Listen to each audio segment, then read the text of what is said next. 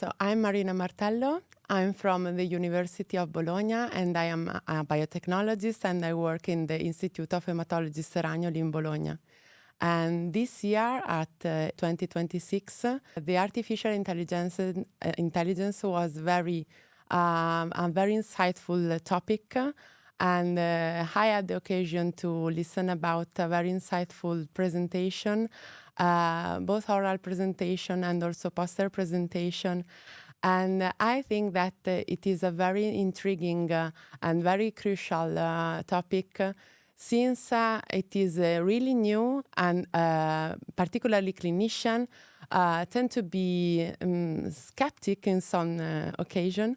But I think that there are a lot of information to obtain from these studies. And in particular, I've seen that a lot of studies are using machine learning methods, in particular for disease classification and also for disease prognostication.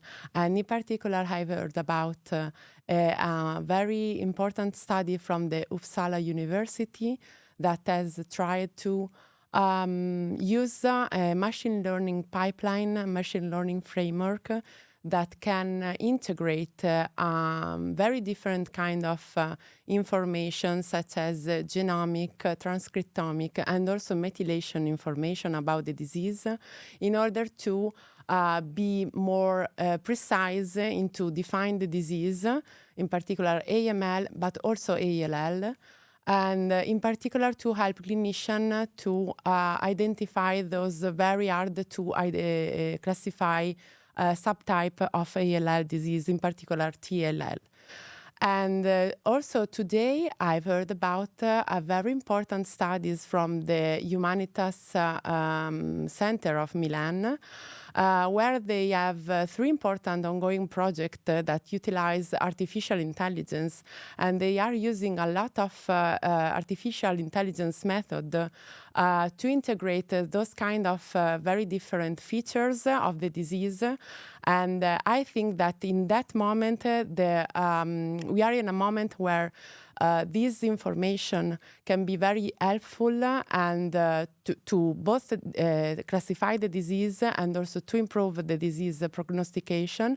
But in this moment, there's the need for to validate this data and to move this information into clinical practice. I think that is the moment to start with this validation and to help clinicians to use this kind of tool.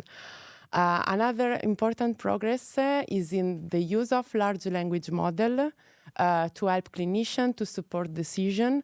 Also in that case, artificial intelligence will not replace the clinician, but it can help clinician to make decision. And I think that so it is a really promising field. And maybe we, in the next future, we will see, and in particular to the next EHA meeting in Barcelona, I think that we will see a real improvement in that field.